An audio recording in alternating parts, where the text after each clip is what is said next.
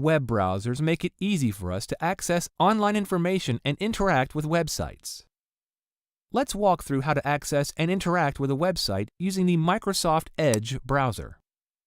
Keep in mind that if you're using a different type of browser, you can accomplish the same types of tasks. Things just might look and behave a little bit differently in your browser. To access a website, we enter the URL of the site into the address bar at the top of the browser and press Enter. By the way, URL stands for Uniform Resource Locator. That's just a techie term for the address of a website or web page. The browser will load the web page and it's displayed in the window. We can use the scroll bar to scroll down the page and interact with all of the elements of the page. Web pages usually contain hyperlinks that point to other sites.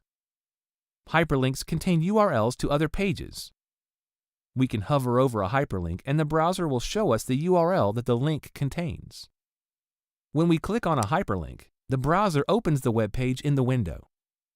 If we want to go back to the previous page, we can use the Back button at the top left corner of the browser.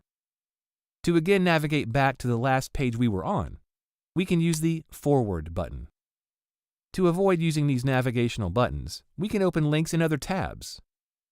Tabs allow us to open multiple web pages at the same time in the same browser window. To open a hyperlink in a new tab, right-click on the link and select Open in New Tab. When we have multiple tabs open in a window, the titles of each web page will be displayed here at the top of the window. You can open a new blank tab by clicking the New Tab button here. We can also open web pages in separate windows. To open a hyperlink in a new window, right-click on the hyperlink and select Open in New Window. To open a blank browser window, find the Settings and More menu at the top right of the browser window, and then select New Window here. You can always keep track of the web pages you visit using the History feature of a browser. In the Microsoft Edge browser, click the Hub icon here to access your browser history, and you'll see a list of the web pages you visited organized by date.